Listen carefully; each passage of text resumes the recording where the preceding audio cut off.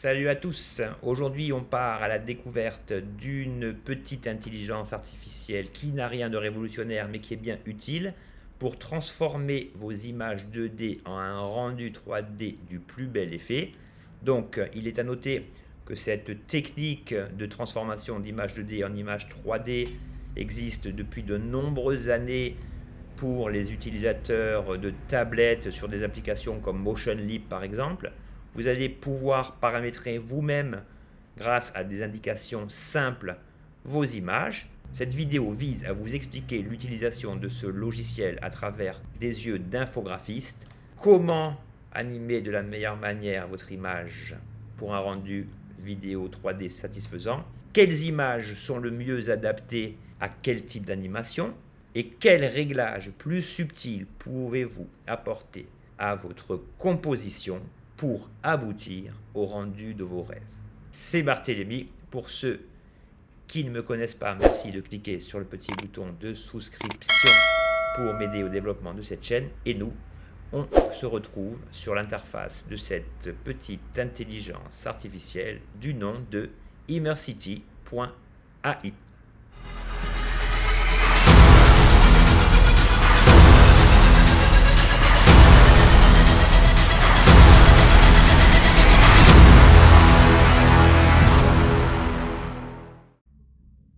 Nous voici sur le site d'Immersity. Donc comme tout ce type de site, il suffit donc de se connecter avec un compte Google. Donc vous cliquez sur Sign In. Donc moi, comme je me suis déjà abonné, j'ai donc accès direct à l'interface. Donc en termes de fonctionnement, cette intelligence artificielle est très facile en fait.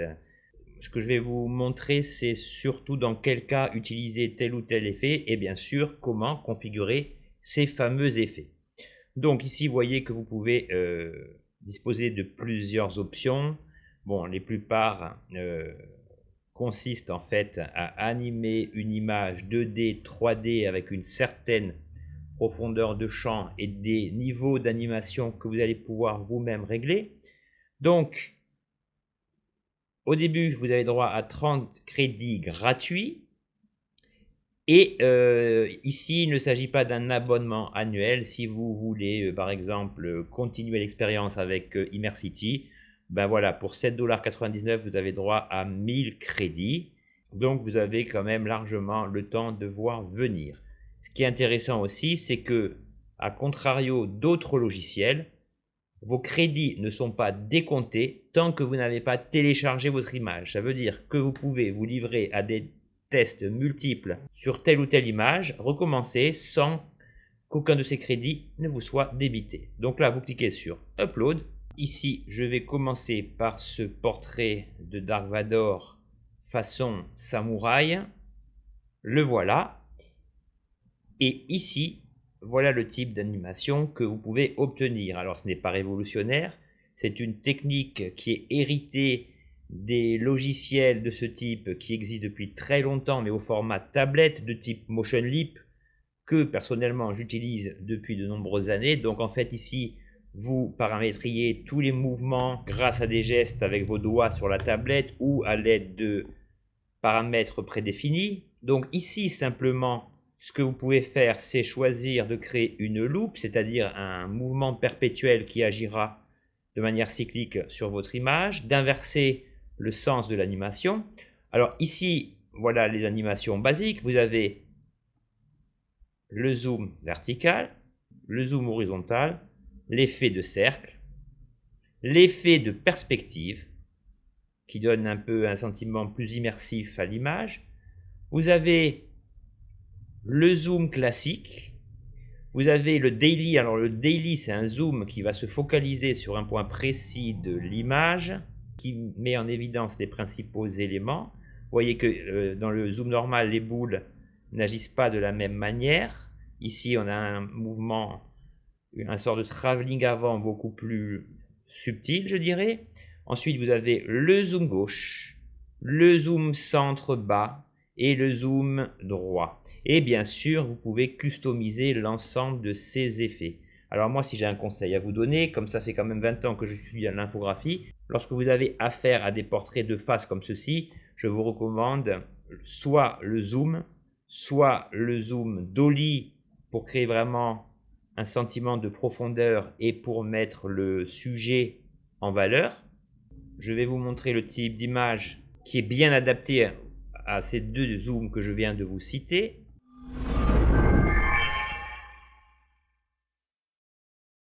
Alors, dans ce cas-là, les deux types de zoom, donc là c'est une image que j'avais fait sur Midjourney dans une perspective rétro. Donc ici, vous voyez que si je clique sur le zoom, eh bien on voit que les deux sujets en premier plan sont très importants, mais l'élément tiers, je dirais, qui est également important, c'est cette bombe atomique qui est dans le fond. Donc ici, à mon avis, l'effet le plus adapté sera l'effet dolly, voyez, qui crée un sentiment un peu inquiétant. Mais on voit aussi que lorsque vous avez des zooms de la sorte, certains défauts apparaissent, et c'est au niveau des paramètres personnalisés que nous allons voir un petit peu plus bas que je vais vous expliquer tout cela. Voilà, un autre cas qui marche assez bien au niveau du zoom, c'est lorsque vous avez un personnage vu de haut. Ici, vous avez vraiment l'impression, alors moi je préfère le mouvement inverse, voilà, comme ceci, que la caméra s'éloigne du sujet principal, et en mode dolly, l'effet est intéressant, mais le problème, c'est que vous voyez, quand l'intelligence artificielle interprète le mouvement, elle nous crée des sortes de stries qui rendent l'image pas naturelle du tout. Donc ça aussi, je vais vous montrer comment régler cela. Et pour ce genre de sujet vu de haut, je vous recommande aussi l'effet vertical, assez classique, qui est pas mal, mais qui crée une sorte de mouvement comme ceci. Et en fait, ce que je peux vous conseiller au niveau de cela, je vais vous montrer. Alors on va aussi regarder un zoom qui marche bien, c'est le Zoom Center. Donc là, on a vraiment un sentiment d'immersion. Et lorsque vous l'inversez, je trouve que l'effet est encore mieux. Et en plus, on n'a pas la déformation, les espèces de stries occasionnées avec l'exemple précédent. Vous pouvez aussi utiliser, à partir du moment où le sujet est vu de haut, le zoom droit, comme ceci, mais de l'autre côté, je pense que c'est mieux, ou le zoom gauche qui fonctionne assez bien aussi.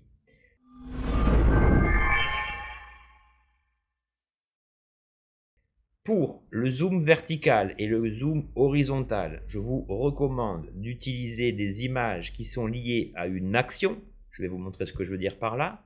Donc voilà la suite de la série rétro que j'avais infestée de créatures Lovecraftiennes. Et bien ici, vous voyez, si on applique le mouvement vertical, et bien ici on a vraiment l'effet du bateau qui tangue. On est presque au bord du mal de mer, vous voyez.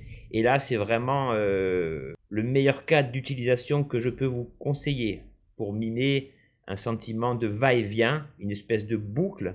Donc là, dans les deux sens, ça n'aura pas d'effet différencié, si vous voulez.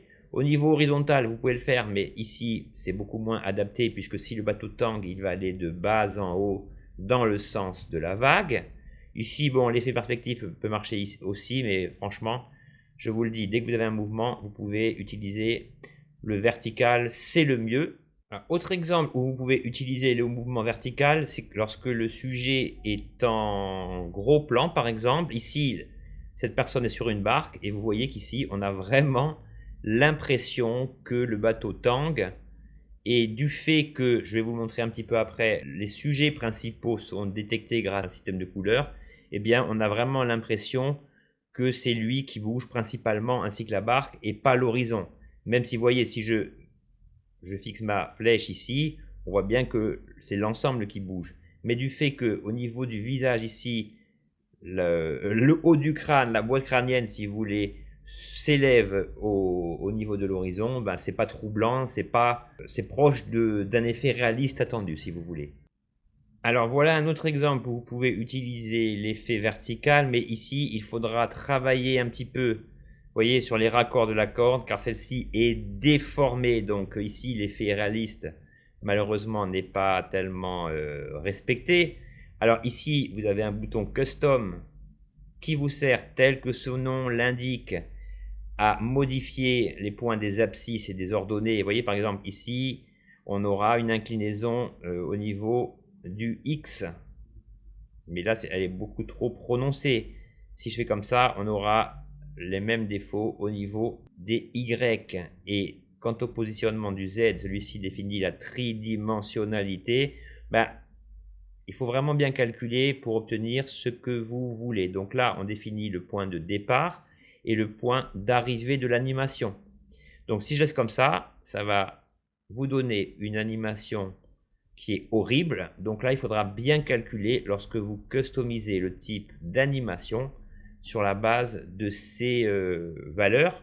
Et en fait, plus vous avez des éléments difficiles en fait à gérer, des éléments fins comme une corde ou des détails, etc., plus ceux-ci vont se déformer et donc donner un aspect complètement bidon, irréaliste en fait, à votre photo. Bon, moi je vous donne des suggestions. Après, c'est à vous d'effectuer vos réglages par rapport à vos besoins. Alors pour l'effet horizontal, vous voyez, ce que j'aime bien, c'est lorsque vous avez des photos en 16/9 ou dans des formats plus allongés, ça crée une sorte de mouvement de balancier. Donc là, c'est pas tellement, c'est vrai, adapté, mais vous pouvez quand même créer un effet sympathique tant que votre image en 16/9 contient une sorte de mouvement.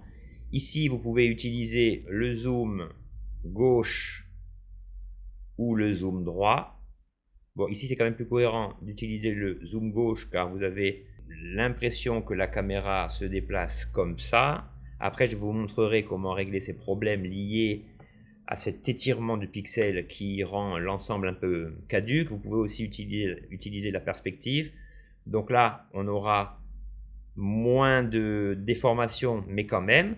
Et dans les autres exemples d'utilisation horizontale, là aussi, comme dans les exemples verticaux, je vous conseille de privilégier des images dans lesquelles il y a un mouvement.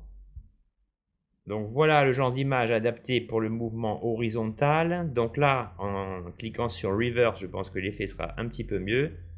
Donc voilà, donc là on ne veut pas de loop, on veut simplement un mouvement qui va vers l'avant. Donc là on voit bien que le sens de l'action va de la gauche à la droite. Bon, bien sûr, hein, ensuite je vais vous montrer quel réglage vous pouvez activer. Vous pouvez activer une image un petit peu plus rapide, etc.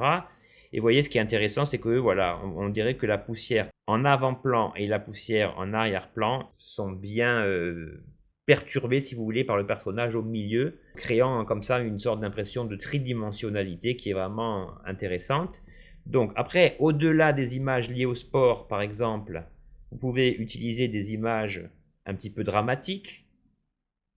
Voilà, dans le genre, vous pouvez donc admirer ce guerrier Targaryen en train de contempler les vestiges de son œuvre, le feu dans la ville. Donc là, il ne faut pas oublier une chose, c'est que chaque image est liée à la règle des tiers. Donc la règle des tiers, imaginez 9 rectangles comme ceci. Le sujet donc est situé ici. Et l'élément le plus attractif de l'arrière-plan, c'est la tour la plus haute. Donc le mouvement horizontal est vraiment adapté pour ce genre d'image. Alors, comme je vous le répète, hein, moi j'aime pas trop les boucles, j'aime pas trop les boucles. Ici, la boucle n'a pas lieu d'être. Ici, on veut que la caméra crée une sorte pas de travelling, mais de mouvement latéral comme ceci, pour mettre en avant la dévastation qu'il y a derrière. Ok? On pourrait également, dans ce cas-là, utiliser la perspective. Mais vous voyez, le mouvement crée des aberrations à ce niveau, et donc c'est pas très adapté. En fait, tout est lié à la disposition ou à la juxtaposition des différents éléments dans l'image. Ici, vous voyez, le mouvement vertical n'est pas cohérent, parce qu'ici, il n'y a pas de mouvement comme sur un bateau qui va de haut en bas. Si vous choisissez le zoom gauche, ça peut être pas mal, ça crée une sorte de grossissement de l'image, de zoom un petit peu plus accentué, pour marquer justement l'importance du personnage du premier plan par rapport à ce qui est en train de se tramer au second plan. Donc vous avez compris le principe, tout dépend des sujets, de leur position ou de la juxtaposition de certains éléments comme le sable, les flocons de neige, plein de choses comme ça. Et maintenant, je vais vous montrer comment arriver à des paramètres beaucoup plus précis.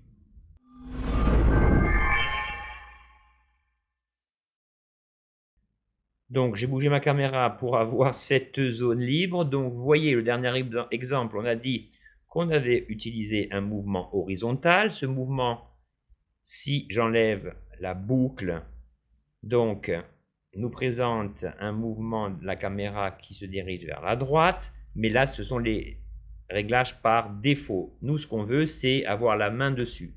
Et pour ce faire, bon, on a déjà vu qu'ici on avait des instructions customisées et donc elles se retrouvent ici. Ça veut dire que vous cliquez ici ou que vous cliquez là, en fait ça revient exactement à la même chose. Donc regardez, si ici on a choisi ce mouvement latéral, donc on est bien dans ce mouvement linéaire horizontal comme ceci, donc là ça ne change pas. Et bien ici, en bougeant cela, et bien le mouvement de la caméra va être différent. On va essayer dans l'autre sens. Donc là, si vous voulez, cela va définir notre point de départ au niveau de la valeur x. Et si je touche à la même valeur au niveau du point de fin, voilà, je peux influencer un mouvement de caméra beaucoup plus marqué.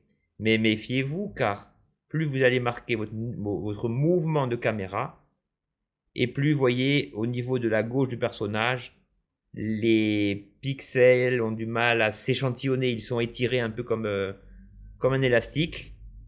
Et vous voyez que là, même si le mouvement est plus important, eh bien, à un certain moment, on voit quand même qu'il y a un étirement des pixels qui nuit un peu à l'ensemble. Mais c'est quand même pas mal. Après, il faut vraiment trouver le petit réglage. Donc là, on va les mettre un petit peu moins accentués. Et là, on est beaucoup mieux, quoi. Alors, là, on est pas mal. Vous voyez qu'on arrive quand même à faire des choses très intéressantes à partir d'une photo. On peut accentuer aussi l'élément tridimensionnel, vous voyez comme ceci, mais là c'est pareil. Là, les défauts se font ressentir à ce niveau, au niveau du torse, qu'on ne voit pas du personnage si vous voulez. Mais disons que ici, c'est un petit peu moins dommageable dans la mesure où on peut penser que c'est un peu le feu qui rend tout ça flou. Donc je vous le dis, ici, linéaire, je garde les deux valeurs à 0 et comme c'est un mouvement latéral, eh bien, je m'occupe que de la position X. Donc, le point de départ, voilà, trop point d'en faut, et le point d'arrivée au niveau du X. Et en étant un peu malicieux, etc., vous arrivez donc à forcer le mouvement de caméra sans toutefois déformer l'ensemble du dessin, enfin de la photo.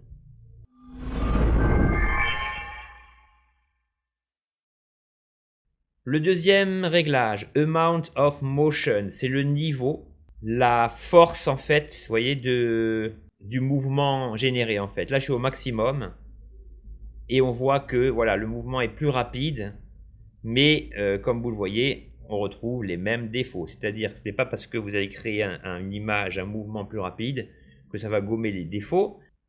Si je vais vers la valeur la plus faible, on va avoir l'image dans son ensemble. Alors ici, si vous allez là, bon, il n'y aura aucun mouvement, mais vous voyez, vous n'êtes pas obligé d'aller de point à point. Vous pouvez parfaitement vous arrêter où vous voulez. Et ça va occasionner voilà, un mouvement plus lent. Donc là, c'est intéressant si vous voulez que votre animation dure un petit peu plus longtemps. Ça veut dire que là, si je me mets ici et que je définis mon point un petit peu plus haut ici, voilà, je vais commencer mon animation là. Je vais la commencer un petit peu là. Donc là, on voit un peu les stries, mais elles ne sont pas trop choquantes. Et ça vous donnerait une animation un petit peu comme ça. Ce qui est quand même pas mal.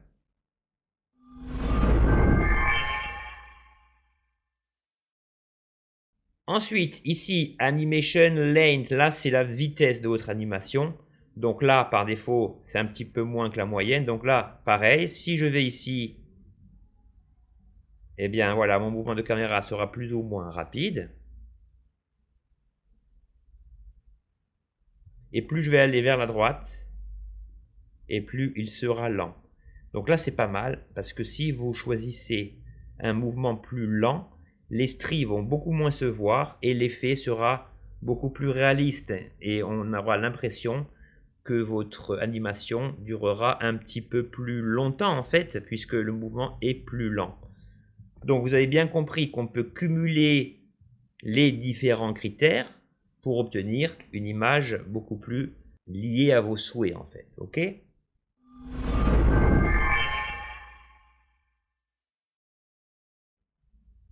Ensuite, très important, vous avez la détermination du point focus.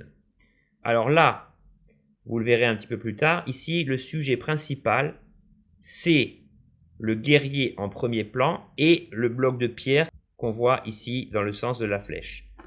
Donc ça veut dire que l'intelligence artificielle, et c'est logique, va déterminer, faire démarrer son animation par rapport au sujet principal. Donc ici, le point focus, c'est celui-ci. Imaginons que je clique ici et que je lui dise que le point focus, c'est le haut de cette église. Eh bien, si je lance mon animation, vous voyez que le mouvement est différent. Et regardez bien, là, si je vais comme ceci, vers close, donc ici, la caméra va davantage s'orienter vers le point que j'ai déterminé. On va essayer sur un autre point focus, on va cliquer ici, et vous voyez que désormais la caméra va aller dans le sens du ciel derrière. Bon, c'est pas très logique parce qu'en fait le point focus c'est vraiment les éléments principaux de votre image. Donc je vais vous montrer ça dans l'exemple qui suit, qui est super important et qui s'appelle Edge Dilation. Alors qu'est-ce que c'est Edge Dilation? Eh bien regardez.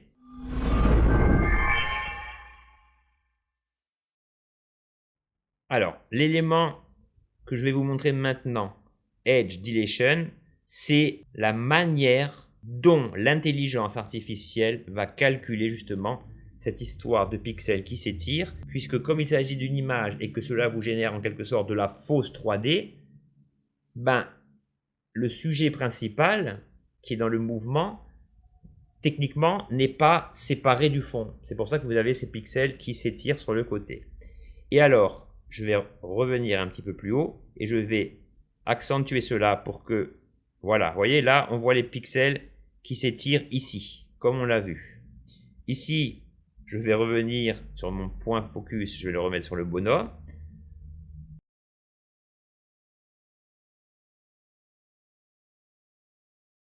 Très bien.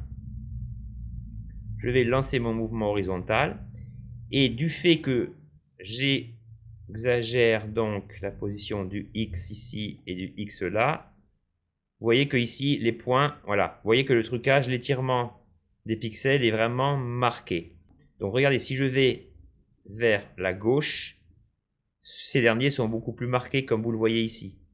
Donc là, il va falloir trouver l'emplacement idéal pour que lorsque vous procédez à un mouvement très vaste comme celui-ci, eh bien ceci ne soit pas trop marqué en fait. Ça sert en fait à masquer l'étirement des pixels dans le contexte d'une animation avec une tridimensionnalisation un peu agressive comme dans ce cas-là.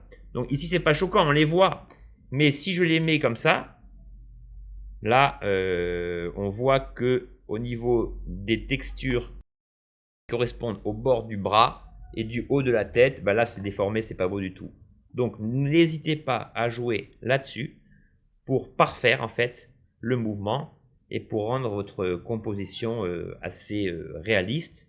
Alors on va essayer avec une autre image. Donc ici, ce type d'image qui est un gros plan s'adapte à peu près avec tous les types d'animation. Donc là, vous avez la perspective, donc c'est très bien. Bon là, je vous ai dit que là, il fallait vraiment qu'il y ait un mouvement de levier parce que là, ça ne correspond à rien. Là, ça ne correspond pas à grand chose non plus. Bon, le cercle. Alors le cercle, c'est parfait quand vous avez par exemple des éléments censés simuler une rotation, etc. Donc ici, si on prend un cas basique, si on utilise soit le zoom, comme cela, soit le dolly qui crée une profondeur de champ un petit peu plus cinématographique, pardon, et bien là c'est parfait. Donc au niveau des réglages, ici, celui que je vous conseille de choisir, c'est le Z, puisque celui-ci détermine la profondeur, en fait, la tridimensionnalité. Mais méfiez-vous parce que là aussi, vous voyez, ici au niveau des cheveux et de la lampe, eh bien, il y a des éléments qui ne devraient pas être pris en compte dans l'animation. Et là, ça crée encore un étirement. Ici, au niveau de l'écaille des lunettes, on voit bien que c'est beaucoup trop marqué ce que j'ai fait. Mais je le fais exprès pour voir comment régler ça? Donc là, deuxième élément, amount of motion. Alors, est-ce que c'est pas plus cohérent d'opérer un zoom un petit peu moins important? Vous voyez, là, si je fais comme ça, eh bien là, quand le zoom arrière va s'effectuer, les stries comme ça vont s'accentuer. Alors que si je fais comme ceci, voilà, eh bien j'évite en fait que les stries se voient trop. Là, on peut penser que c'est un petit peu la lumière du fond qui est un peu diffuse. Mais voyez qu'à un certain moment, on les voit quand même. Bon, ensuite, là, ça n'a pas trop d'influence, hein, la vitesse de l'animation dans ce cas-là. Alors ici, le point focus, ben, c'est forcément la jeune fille. Donc là, si je clique sur le bas de la maison, eh ben, le point focus va se bloquer à ce niveau-là. Et du coup, on a moins le mouvement latéral comme nous l'avions tout à l'heure. Donc là, je vais le remettre ici. En fait, le point focus va vous bloquer en fait le sujet principal. Donc là, ça se voyait moins sur l'exemple que je vous ai montré tout à l'heure avec le Targaryen, mais ici, si je clique sur le point focus au milieu du front, l'intelligence artificielle va détecter le sujet sous la forme d'une couleur blanche. Donc ici, j'ai donné l'information à l'intelligence artificielle de sélectionner le point focus sur le centre du front de la fille, ce qui a pour effet de bloquer son mouvement. Donc si je veux reprendre le zoom sur la fille, je vais faire le contraire. Je vais cliquer sur Focus Point et je vais le cliquer en arrière-plan. Et donc ici, c'est l'arrière-plan qui va être bloqué et la fille qui va donc être mise en importance et c'est sur elle que le zoom va fonctionner. Alors, il faut que je vous montre un truc important. Donc ici aussi, pour atténuer les stries, et on le voit encore mieux que dans l'exemple du Targaryen, eh bien, il faudra jouer avec cet élément pour, vous voyez, essayer. Voilà, là c'est horrible, donc on va essayer d'aller au maximum de l'autre côté. Et là, bon, elle se détourne, mais c'est moins marqué. Alors, je vais vous montrer quelque chose d'important que je ne vous ai pas encore montré et qui est parfaitement adapté à cette photo. C'est le depth map, la profondeur de champ.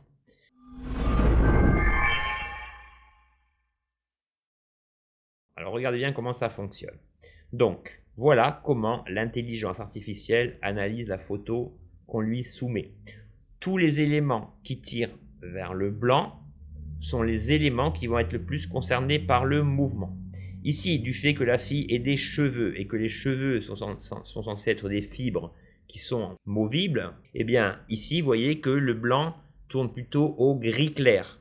Donc ce que je veux vous dire, c'est que ici, vous avez vers la gauche une valeur qui va vers le noir et une valeur qui va vers le blanc. Vous voyez que quand je fais comme ça, la couleur au niveau de ce carré va se modifier. Donc cela signifie une chose, c'est que si je veux accentuer le zoom sur certains points de l'image, ou que, à contrario, je veux qu'au niveau des cheveux, eh bien, on voit moins la jonction entre les cheveux qui sont censés bouger et ces fameuses stries, eh bien, je vais peindre des parties en noir. Donc là, par exemple, si je vais vers le noir, vous voyez que ici, mon pinceau s'assombrit. Donc là, je choisis la taille du pinceau. La dureté, c'est la manière dont vous allez appuyer sur votre pinceau. Et là, au niveau de l'opacité, eh bien, c'est une opacité moyenne pour ne pas faire un noir trop marqué. Eh bien, regardez, si je fais comme ça, je vais lui dire, ses cheveux, je ne veux pas du tout qu'ils bougent en fait. Voilà, toute cette zone de cheveux, je veux qu'elle reste statique. Et il y a un autre élément que je veux voir statique, c'est en arrière-plan, je ne sais pas si vous vous rappelez, la lampe en fait qui bougeait en même temps que les cheveux. Donc que va-t-il se passer? Eh bien on va voir, je clique, mais vous voyez que voilà, la lampe, bon après il faut bien choper les éléments, mais la lampe elle ne bouge pas, elle ne bouge plus, alors que celle-ci bougeait avant que je ne la repeigne en noir, et là les cheveux ne bougent pas. Donc évidemment c'est moche parce que toute la subtilité de la détection du sujet principal dans ce type de logiciel, ben c'est comme une sorte de négatif, mais ici le négatif, il n'y a pas que du noir ou du blanc, mais le gris, et en fait c'est facile, c'est un arc de couleurs. Plus vous allez vers le noir, et plus les objets vont être bloqués, et plus vous allez vers le blanc, et plus les objets au contraire, vont être mobiles. Donc quand il s'agit de cheveux, etc., ben, la couleur du gris que vous allez choisir ici va être déterminante. Donc maintenant que vous avez compris le principe, on voit bien que toute cette zone-là, j'ai mis trop de noir, et du coup le haut de la lampe va bouger quand même. Donc ici, on retourne dans la profondeur de champ. OK. Et donc, ici, je vais aller vers le blanc. Pas entier, hein, je vais laisser un gris assez clair. Et je vais repasser dessus. Voilà. Bon, je le fais un peu au pif, comme ceci. Au niveau de la lampe, je vais lui dire que cette zone, finalement, je veux qu'elle bouge un peu parce que sinon, les stries vont trop se voir. Voilà. Et je vais voir le résultat de mes réglages. Voilà, c'est déjà mieux. Là, les cheveux ont un certain mouvement. Voilà, il aurait fallu que je sélectionne un petit peu plus ceux du bas. Mais vous avez compris le principe. Et après, il faut faire gaffe à ne pas mordre dans les lunettes comme je viens de le faire parce que sinon, elles sont un peu aplaties. Mais maintenant, vous savez comment le faire. Je vais vous montrer d'autres exemples pour bien maîtriser cela. Et comme ça, vous aurez une vision globale de l'ensemble. Donc, vous voyez qu'ici, je vous montre des images au fur et à mesure, mais que mes 30 crédits gratuits n'ont pas été morcelés. Donc là, on se retrouve dans un exemple basique, une fille de dos avec un fond, une focale un peu floue. Donc ici, on se doute que les parties mises en évidence sont le corps et la silhouette de la fille en général, toute cette partie de la falaise. Et en fait, le problème avec ce genre d'intelligence artificielle, c'est que quand il y a des petites fleurs comme ça, eh bien parfois le point de jonction entre la partie a bougé, donc les feuilles elles peuvent bouger s'il y a du vent. Mais là, vous voyez, là il y a un truc un petit peu trop net, donc ça il va falloir le corriger.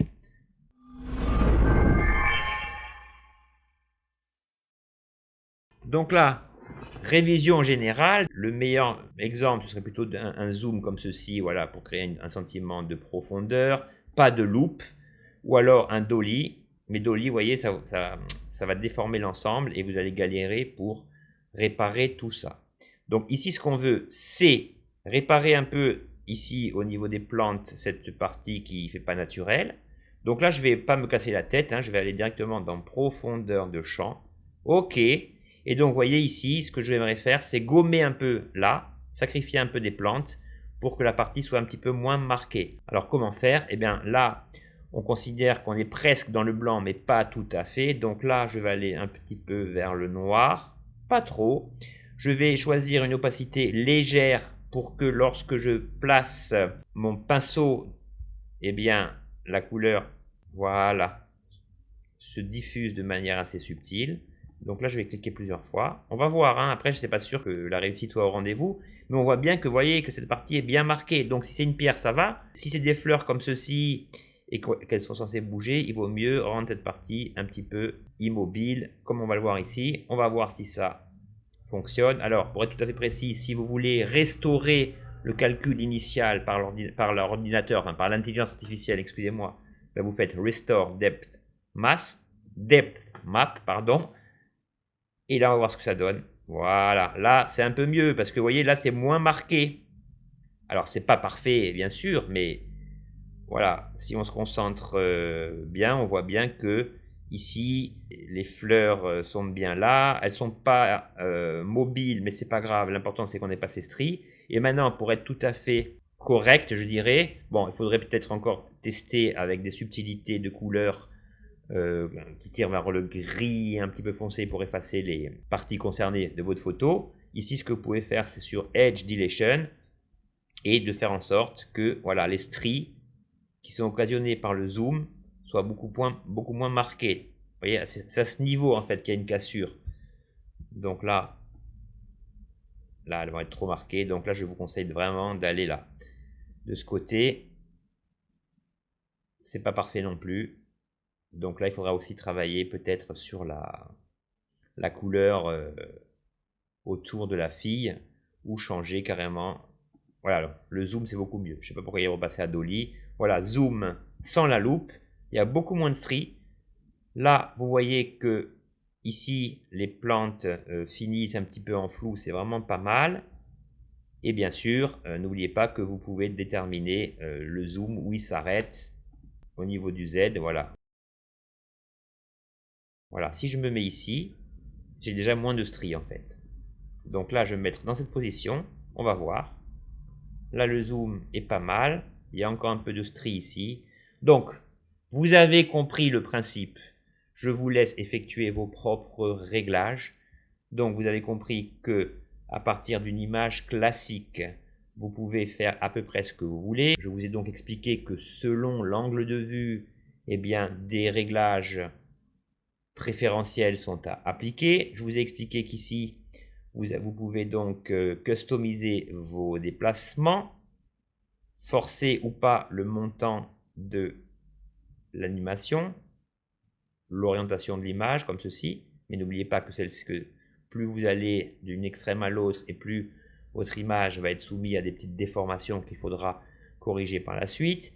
Ici, cela détermine la vitesse de votre animation. Donc là, si vous avez une photo de vos enfants sur une balançoire, eh bien, en prenant un mouvement vertical par exemple et une animation assez rapide, vous aurez vraiment des effets vraiment pas mal. Donc ici, le point focus, donc là, si le point focus, je le définis ici, eh bien, on voit que la fille est bloquée. Vous voyez, il n'y a plus de mouvement. Vous voyez, alors par contre, ici, le mouvement des cheveux est bien fait. Dommage que là, on a encore quelques stries. Et que si le point focus, je le mets ici, ben voilà, c'est la fille qui va bouger et pas le fond. Vous voyez, donc c'est vraiment précis. En fait, le point focus, par défaut, est toujours centré sur les personnages en premier plan ou ceux qui sont vraiment importants dans la composition. Et en changeant le point focus, vous changez le sens en fait de la présentation générale de votre image. Donc ici, vous avez la gestion de ces contours, de la dilatation des contours, c'est ça en fait, hein, la dilatation des contours. Et après, donc, grâce à ce processus, vous avez compris que plus on est dans le blanc et plus ça va bouger, et plus on utilise une palette de couleurs tirant vers le gris plus foncé, voire vers le noir, eh bien, vous obtenez l'effet contraire. Donc ça, c'est vraiment à utiliser avec subtilité. Mais maintenant, vous avez toutes les clés en main. Et je pense que mes explications du jour à ce sujet suffiront amplement pour que vous puissiez créer vos propres images.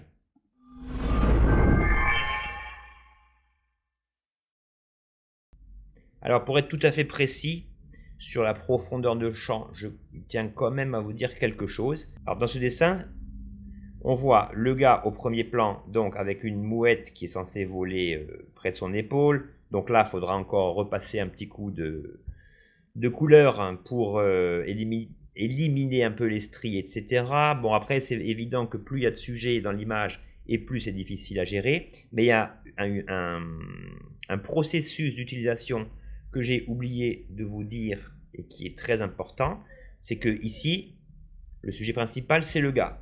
Donc, ça veut dire que si on va sur la profondeur de champ, les parties les plus blanches vont être celles-ci. Mais imaginez que vous ayez envie de voir bouger 2 ou 3 mouettes pour créer un sentiment d'immersion encore plus prononcé. Et bien là, je vous conseille donc de prendre une taille de pinceau adaptée, de vous mettre vers le blanc. Admettons que je veuille bouger cette mouette. Eh bien, je vais la peindre en blanc. Voilà. Je vais peindre une seconde ici. Bon, si vous dépassez un petit peu, c'est pas grave, hein. À condition que votre arrière-blanc soit assez monocolore, j'allais dire. Ça veut dire que si c'est un ciel bleu, les stries vont moins se voir. Plus votre arrière-plan va être détaillé et plus le mouvement sur des personnages précis comme ça, eh bien, sera l'occasion de dévoiler en fait le trucage et les stries. Donc on va le faire sur la mouette, celle-ci, comme ceci. Voilà. Et là, je ne me souviens plus. Alors là, on va étirer un peu la mouette parce que j'ai l'impression que son aile était un petit peu bloquée. Et donc, l'idée, c'est que chaque élément que vous voulez voir bouger individuellement, eh bien, vous devrez le peindre en blanc comme je suis en train de le faire. Voilà. Alors, c'est du temps, c'est la concentration. Bon, après, ce qu'il y a de bien, c'est que c'est quand même un truc géré par l'intelligence artificielle, mais vous avez encore la main dessus. Et ça, c'est ce que j'aime. Donc, on va essayer, hein. Vous allez voir que nos mouettes, voilà, vont bouger. Celles que nous avons sélectionnées. Donc, celle-ci, celle-là, celle-là. Donc, c'est pas trop mal. Celle-là aussi, elle sort un peu du lot. Donc, vous voyez que ce que je veux vous dire, c'est que grâce à la profondeur de champ, et ça, c'est le cas quand vous avez un personnage en premier plan, un personnage derrière, voire un troisième, un peu style Dalton que vous verriez de face, et bien, alors que le réglage d'origine de l'intelligence artificielle, ici, Immersity, va vous mettre en plan le personnage principal, donc là, le mec avec les mouettes, ben, rien ne vous empêche, en fait, de mettre un coup de pinceau qui tire vers le blanc, vers d'autres personnages ou éléments que vous voulez voir bouger dans votre image. OK? Voilà, par exemple, dans cette image, et je finirai là-dessus, donc là, vous voyez par exemple que le principal sujet, c'est la fille en premier plan. Donc là, je trouve que les cheveux ont été bien gérés au niveau de la transparence, c'est vraiment très bien fait. Et on voit que celle-ci bouge de manière... Alors là, la perspective, elle est pas mal, ça forme une sorte de sentiment de tournoyant. Bon, ça marcherait aussi bien comme ça, avec un zoom. En général, les photos comme ça, prises de face ou de dos, sont les meilleures. Donc, admettons que je conserve la perspective, mais que je veuille voir ce gars danser, celui-ci. Ou, mieux, la personne qui est au second plan. Voilà, la personne qui est ici. Alors, voyez aussi une chose, c'est que là, il y a un nez qui dépasse, donc cette partie doit être légèrement blanche dans la profondeur de champ.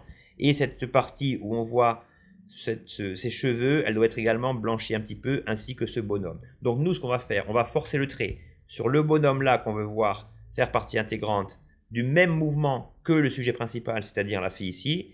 Et cette fille aussi, on va la blanchir pour créer un mouvement composé donc de personnages en premier plan, en second plan, en troisième plan, etc. etc.